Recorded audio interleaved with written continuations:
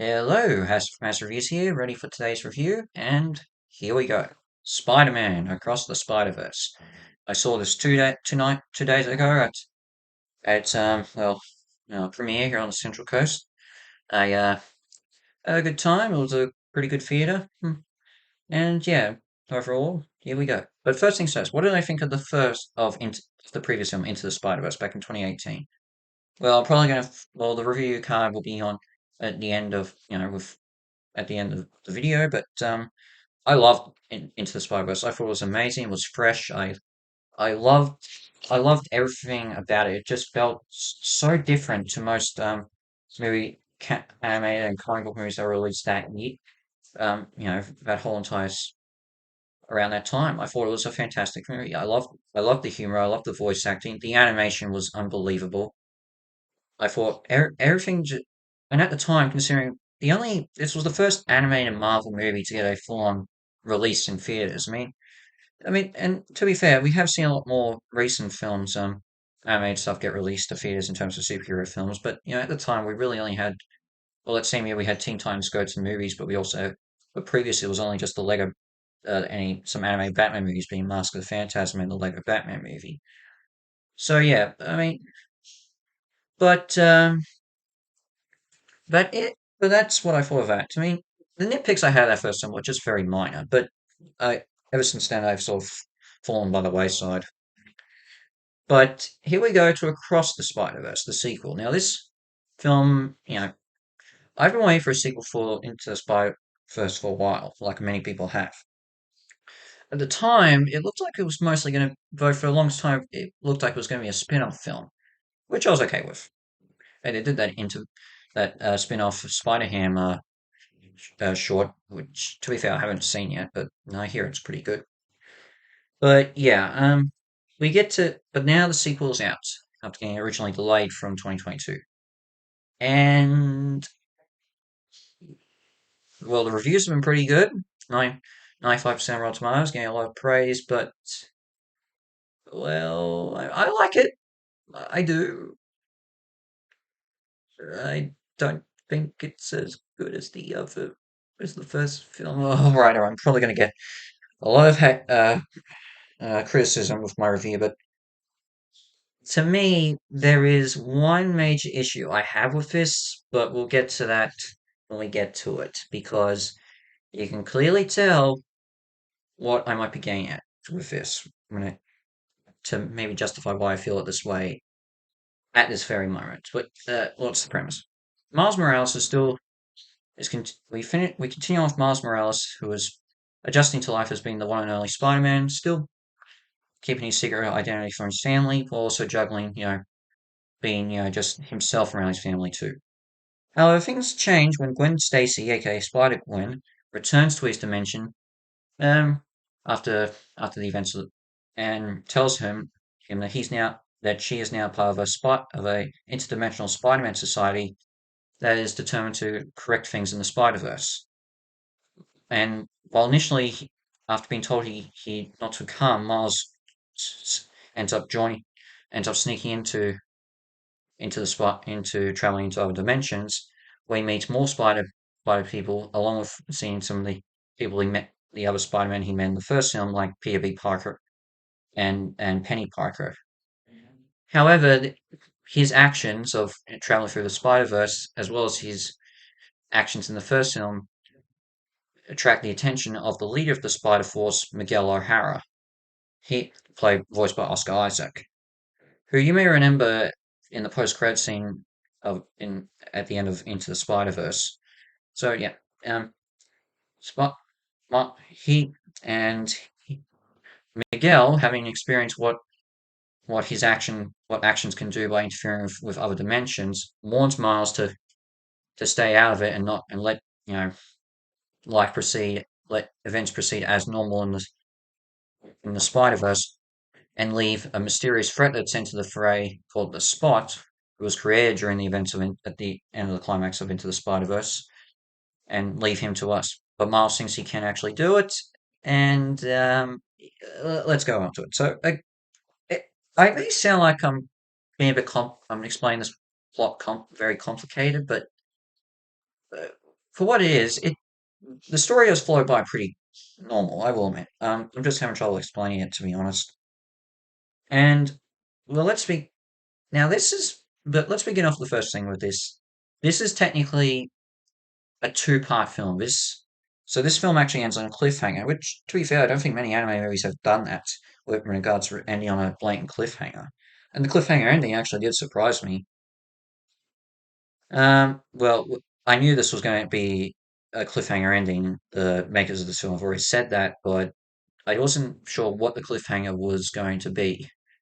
And I do like the predicament Miles ends up in at the end of this film. I'm just going to say because yeah, but let's start off with what I really do enjoy. First off, of course, the animation. My goodness, this animation still surprises me.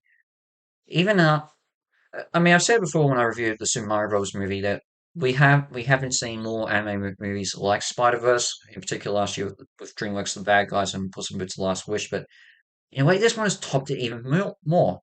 What I loved about the first film is, well, it's a living comic book, but it also meshes other art styles with certain characters from other dimensions, like Spider-Man Noir, Penny Parker, Peter Porker, Spider-Ham. I forget what Penny's Spider-Man name is. I'll have to check that.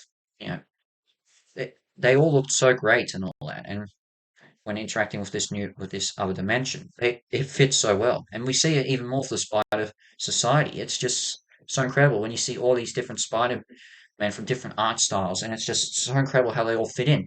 Even certain parts that involve live action, it all fits well. Specifically, there is a certain cameo in this of a live action character, which I'm not going to spoil, but it is exciting. Just personally, I just found that really exciting just to see what could happen, provided that once the writer's strike is finished, and well, all sorted out, I should say, what could end up happening with the MCU. Yeah, there is a reference to it, but yeah, they do get the facts wrong, and Peter Lord and Christopher Miller, Lord and Miller have stated, I think it was them, that it wasn't meant to be a direct reference to the events of No Way Home, but yeah, you can get that. Yeah, I love the animation. I love the humor too. I think this is even more funnier than the first film, honestly. There's some really good jokes in this. I especially love with how much Peter B. Parker from the first film has changed a lot. I mean, he now has a baby, and honestly, just seeing him act more giddy and not much of a downer, and Jake Johnson's performance with that is just honestly got me laughing the most. Honestly, I laughed a lot with the scenes of Peter B. Parker. Yeah. The voice acting still is great. I've already mentioned a lot of them. I think my favorite actor in this is actually Oscar Isaac as Miguel O'Hara. I think he did a really good job as Sam, but a lot of the other actors are good too. Um, yeah, but he was the one that stood out to me because this is the film that properly introduces him.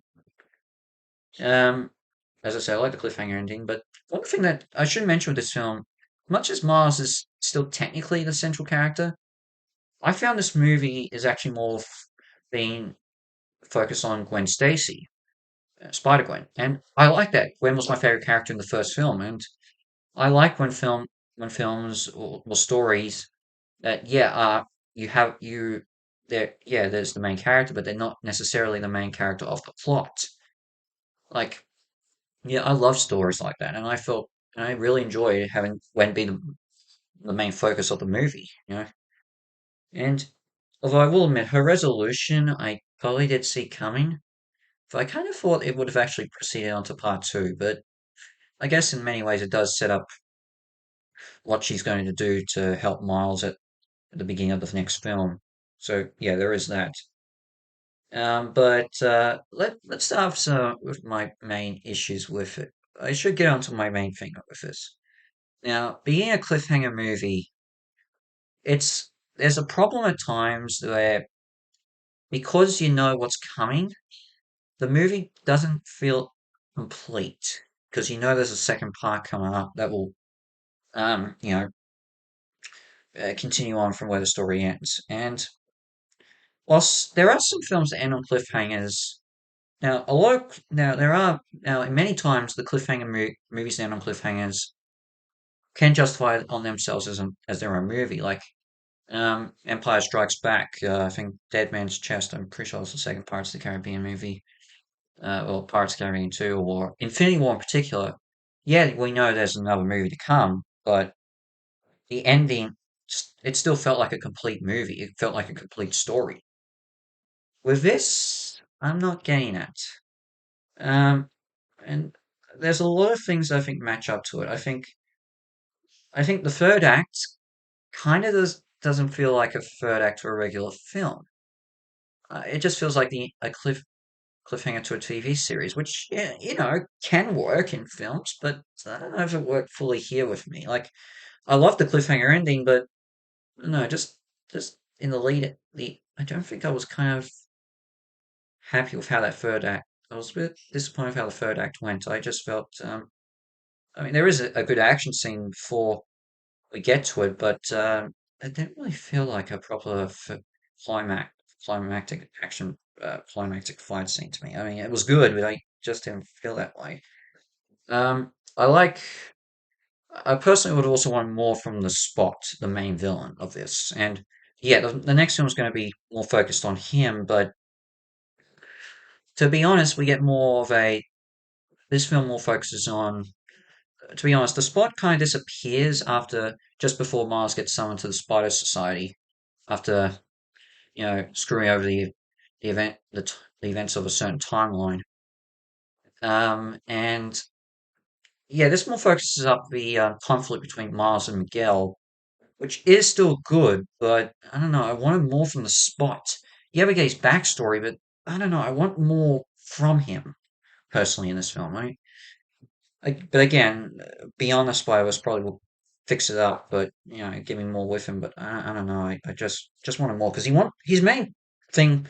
One of the main things with him is he wants to be a big time villain and be acknowledged more for just being a standard, throwaway villain in a film. Which, yeah, I want more from him. To be honest, I want more from him with that in this film. I don't know. I just feel that way. Plus, then there's the revelation that Miguel O'Hara gives to Miles when, you know, when he tries to escape the Spy Society. When it comes to, I'm going to say, I'm not going to spoil what the revelation is, but there is a certain accidental, there was an accident behind, according to Miguel, there was an accident behind Miles gaining his spider powers. I'm not going to say how, but being an accidental circumstance kind of left me a little bit disappointed because I like Miles. I like that, yeah, in many ways he didn't. I liked his journey in the first film, and I mean, yeah, I mean, this doesn't ruin it, and again sets up conflict for beyond for the third film. But I don't know, just hearing that just left me with a bit of a bad taste with the circum how Miguel states his circumstance. Because I mean, surely, I mean, with the way it ends in Miles's discovery um, over what he might have actually done when he got his spider powers to a certain dimension, kind of infuriates me a bit more because it kind of says that maybe Miguel was wrong that this could have actually happened, but in a separate universe. But I don't know. It just felt very. It kind of infuriated me a bit. I didn't know why it just did. But again, there's more. We know there's more to come. Jeez, I'm going over that. I guess also I should say not really much time spent with Spy Society. I mean, you get a few cameos here now. Honestly, the one that I think I liked the most other than the specific live action cameo was the Spider-Man from the Insomniac games, PlayStation games, which is pretty cool. But yeah, there's that, and I will give it a nitpick. I mean, you obviously see J. Jonah Jameson in this, and in multiple dimensions, and he's all voiced by J.K. Simmons. I get it. I get it why you're doing something like that, but it's the thing is with that, it's just I don't know. I mean, I've heard other people play J. Jonah Jameson well, like in some of the video games and that. Um, I don't know. Again, I get why they gave they let J.K. Simmons voice every J. Jonah Jameson because that's how it's been with the other films. But you know, maybe it would have been cool getting one of the game actors in there to voice one of them. I'm not sure. Like say the Lego universe that we see. It would have been good to have the actor from the Lego Marvel games who plays J. Jonah, voice in that. I'm just saying. I don't know. You could have done it. But here's the big thing with this. This is a good film, but bec I just feel like it's not quite yet complete in full. It needs this next, to me, it feels like it needs the sequel to make it a complete story. And yes, that is the thing with these cliffhanger movies. But as I said, sometimes they can justify themselves as a complete film, and it can happen often. But there are times it doesn't. To me, this doesn't feel like a fully complete. To me, I can't justify it. Yeah, I like this film, but there's just some things I don't quite. Um, it's just that feeling I can't fully say this is a perfect film yet. I know a lot of people are saying this is fantastic, and I can see why. It's a great film. It is a good film, but it's not quite at that greatness yet for me because I know there's more to come. And to be fair, it's not going to be take long. It really the next film's going to be released in 9 months. But yeah, I can't say I'm fully happy yet with what I got here. I think I need to. At the moment, I can't give it a a great, fantastic score yet because I just don't feel like it's fully complete. But look, what I will say this is that when Beyond the Spider-Verse comes out in March next year, I think we'll be then I can fully appreciate this more. And I reckon when it does happen, my score will be at that 95% like every other critic has given this. But for now, I'm sorry, I have to give us a 6.5 out of 10 has stars. I'm really sorry.